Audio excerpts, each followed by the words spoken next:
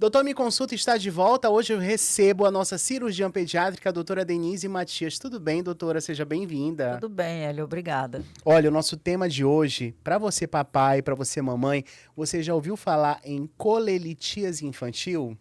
Pois é, a gente vai falar sobre esse tema que tem chamado cada vez mais a atenção dos médicos e também das famílias. A colelitíase infantil, também conhecida como pedra na vesícula em crianças. Olha, eu não sabia que tinha esse nome mais trabalhado, né? Digamos assim, mais, como é que fala, doutora? Técnico, né? É, É um um nome nome mais é técnico, né? mais científico mesmo, né? Então, olha, você sabia, vou trazer uns dados aqui, você sabia que nos últimos anos os casos de colelitíase infantil têm aumentado em todo o mundo? Segundo dados da Sociedade Brasileira de Pediatria e de estudos publicados na Revista Brasileira de Saúde Materna e Infantil, esse crescimento está relacionado principalmente ao aumento do sobrepeso, obesidade infantil e também distúrbios metabólicos. Embora seja uma condição mais comum em adultos, ela também pode aparecer em crianças e nem sempre causa sintomas logo no início. E para explicar melhor, a doutora Denise Matias está aqui, né? E eu já começo lhe perguntando, doutora, o que é exatamente a colelitíase e como ela se forma na vesícula biliar das crianças? Bem, Hélio, você até falou aí nos seus comentários, né? O nome popular é pedra na vesícula. Então, são cálculos que se formam dentro da árvore biliar. Mais especificamente, dentro da vesícula biliar, onde a bile fica ali acumulada. Então, ocorre um depósito desses sais biliares que vão formar esses cálculos. E eles vão ficar ali dentro da vesícula e podem causar sintomas, né? Podem causar dor, obstrução. E essa é uma condição comum na infância, doutora, ou ainda é considerada rara? Hélio, nos últimos anos, a gente, é muito perceptível o aumento no número de casos de crianças com colelitíase. Para você ter uma ideia, eu vim para Boa Vista no ano 2000. Assim, a gente operava um caso a cada, sei lá, a cada 2 anos. Era bem pouco frequente. Agora, assim, todos os meses a gente tem uma, duas crianças para operar de colelitíase. Nossa, aumentou bastante, hein, Aumentou doutora? muito. O sobrepeso, então, tá muito forte, né, nesse meio infantil. Se deve somente ao sobrepeso, Não doutora? só isso, eu acho que também está associado, não é? Eu acho, né? Está associado também com uma mudança no hábito alimentar dessas crianças. Nem todas têm sobrepeso, como é mais comum nos adultos. Nem toda criança vem com sobrepeso, mas tem aumentado. Então a gente associa a quê? A essa mudança no hábito de vida das crianças, na mudança O de estilo de vida, né? alimentação, é. Olha, para a gente saber melhor, doutora, existem sintomas mais específicos que podem indicar a presença de cálculos biliares nas crianças ou o diagnóstico geralmente ele é feito de uma forma incidental, em exames de rotina, por exemplo? Não, o mais comum é as crianças apresentarem sintomas. Quais seriam esses sintomas? Dor na região aqui do lado direito, né, do abdômen e às vezes com irradiação para a área das costas. Geralmente o que? Após as alimentações, principalmente com ingestão de comida gordurosa. E o que acontece? As crianças, normalmente elas ingerem muito derivado de leite, que tem um alto teor de gordura. Então essas crianças, elas vêm mais decorrente desse sintoma de dor pós-alimentar, às vezes vômitos. Algumas chegam a desenvolver complicações como pancreatite por migração de algum cálculo pequeno que vai obstruir ali a saída, né, das vias biliares e do suco pancreático. Doutora, quando a criança ela geralmente apresenta essa dor abdominal que a senhora acabou de citar, em que ponto o médico começa a suspeitar que pode ser pedra na vesícula e quais são os exames que são indicados para confirmar o diagnóstico? O exame mais utilizado é a ultrassonografia. Algumas vezes o diagnóstico é feito através da tomografia. Raramente vem como achado de exame, né? A criança vem com aquela queixa de dor abdominal E faz parte da investigação, um dos exames é o ultrassom, né? E às vezes o médico já vai suspeitar pelas características da dor. Às vezes a criança chega com um quadro doloroso, às vezes ela chega a ficar ictérica, que é quando fica com a pele amarelada, os olhos com a cor amarelada. Então, nesses casos, a criança vem, ela fica internada e na investigação é feito o diagnóstico. Doutora, em muitos casos, as pedras na vesícula, elas não causam sintomas. É verdade que elas podem até desaparecer sozinhas?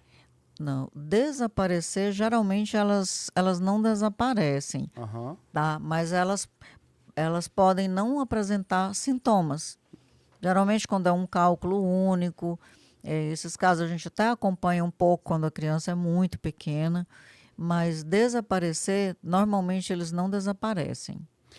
E sobre os sintomas, quais são os principais sintomas? Por exemplo, dor, febre. Quais são os sintomas que as crianças apresentam especificamente e quais são as opções terapêuticas mais comuns? Bom, o mais comum, o sintoma mais comum é a dor pós-alimentar e vômitos. Uhum. A criança também pode apresentar, no caso da febre, quando a criança tem uma infecção, que é uma colicistite, ela pode também apresentar febre. Uhum. Tá? E às vezes, Hélio, você falou se o cálculo desaparece, ele não desaparece, mas sendo um cálculo pequeno, às vezes ele pode ser eliminado, que não é o ideal. Ninguém deve utilizar um tratamento para expelir pedras da vesícula, porque eu já vi adultos utilizando algumas recomendações, assim, para tentar eliminar cálculo da vesícula. O cálculo da vesícula a gente não quer que ele seja eliminado, porque ele pode causar uma pancreatite, que é muito grave, tá? Então, não se recomenda isso. Mas sim, um cálculo pequeno, ele pode migrar, a criança pode ter um episódio de dor e você não vê mais esse cálculo, mas outros irão se formar. Então, tem essa possibilidade. Doutora, explique para os nossos ouvintes aqui que estão acompanhando o programa, como é que a senhora faz a cirurgia, como é que ela é feita para a retirada da vesícula, conhecida como colecistectomia, não é isso? Isso, aham. Como é que é feito esse procedimento nas crianças? Bom, Hélio, a cirurgia nas crianças, aqui nós fazemos habitualmente por via aberta, né? Principalmente no serviço público, que nós não temos o aparelho de vídeo. Uhum. Então, é uma incisão relativamente pequena, fica do lado direito, abaixo das costelas, né? Uma incisão ali de uns 4 centímetros, onde a gente vai acessar a vesícula e ela vai ser retirada. Então, o procedimento é esse, por isso que se chama colecistectomia, porque a gente vai Colecistectomia. retirar a vesícula. E é um procedimento considerado simples? É um procedimento assim, eu não diria simples, porque depende de muita coisa. Se a criança teve episódios de colecistite, de inflamação, a cirurgia é mais trabalhosa. É delicada, porque a gente vai mexer ali bem próximo, né, da árvore biliar, que a gente precisa ter bastante cuidado para não causar nenhum tipo de lesão.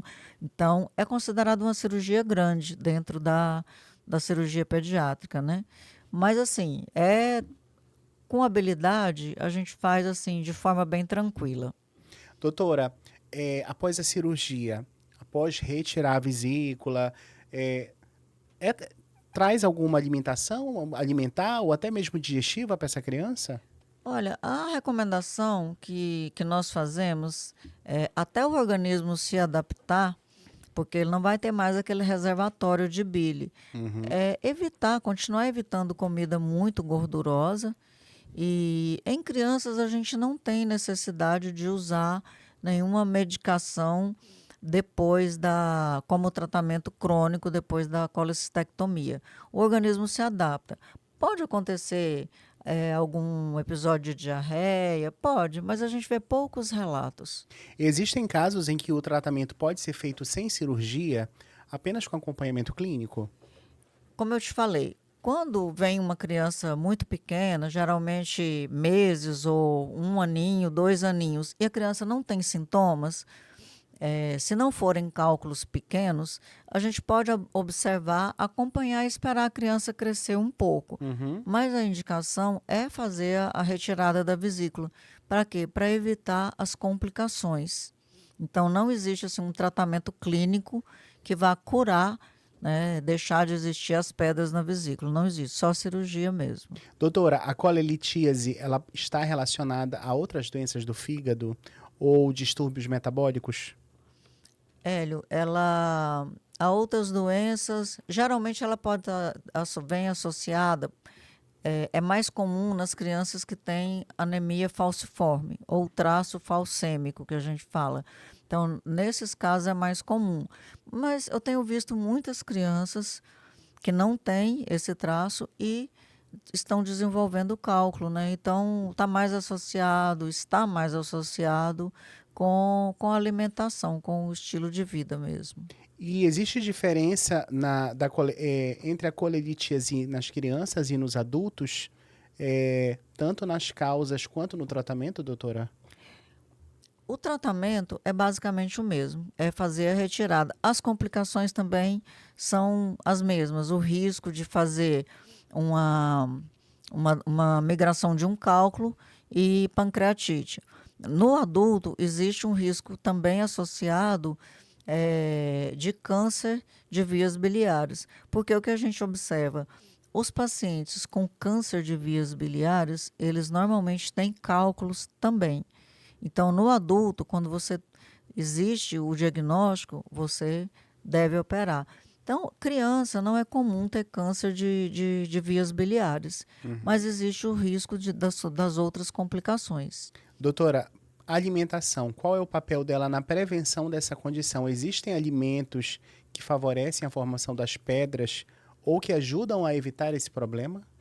Hélio, a alimentação, ela nos favorece em toda a nossa saúde.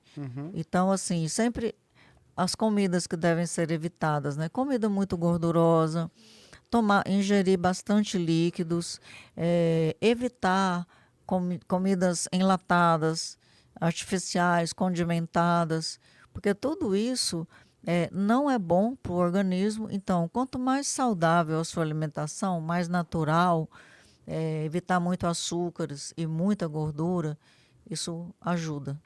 Quando é que os pais devem ficar em alerta e procurar um especialista, doutora? Quando a criança apresenta sintomas, né? Quando é esses sintomas que eu falei, dor após a alimentação, desconforto abdominal, às vezes vômitos, ficar amarelada também, ou mesmo que ela não tenha isso, mas ela foi fazer um ultrassom por alguma outra razão e é feito o diagnóstico da colelitíase, deve procurar o cirurgião pediátrico. Para a gente encerrar, doutora, qual é a principal mensagem que a senhora deixaria para os nossos ouvintes, para os pais também que estão acompanhando, sobre a importância da prevenção, do diagnóstico precoce e o acompanhamento adequado nos casos de colelitíase infantil? Olha, é muito importante o acompanhamento com o cirurgião pediátrico, para poder fazer as orientações. No caso da necessidade de cirurgia, que sempre vai ser feita, né, porque precisa retirar a vesícula, as recomendações são que os pais tenham tranquilidade, venham conversar, tirar suas dúvidas, porque a gente pode esclarecer melhor numa consulta, falar sobre o pós-operatório, que normalmente é tranquilo, sobre a incisão, que os pais ficam em dúvida, né, se vai ter que abrir muito. Às vezes eles têm medo, né, de ter que abrir a barriga toda da criança. É um cortezinho de nada, né, doutora? É uma incisão bem menor do que o que eles pensam, né? Então, assim, é que venham tirar suas dúvidas, que a gente vai fazer questão de esclarecer. Doutora, quero lhe agradecer, mas antes eu quero dizer para você que está acompanhando o programa que a doutora Denise Matias, ela atende lá na Clínica da Criança Menino Jesus, e já aproveitem, já anotem o número, tá? 991 15 0010. 991 15 0010. E você pode seguir a doutora Denise também nas redes sociais, no Instagram. Tem muito conteúdo lá para você absorver. É o DRA.Denise_cirurgia pediátrica, tá bom? doutora Denise, _ cirurgia pediátrica. Aproveita e já segue a doutora também para acompanhar esses e outros temas que ela fala por lá. Doutora, muito obrigado por ter vindo, tá bom? Obrigada, Hélio. E eu lhe vejo semana que vem com mais um super tema. Tudo bem.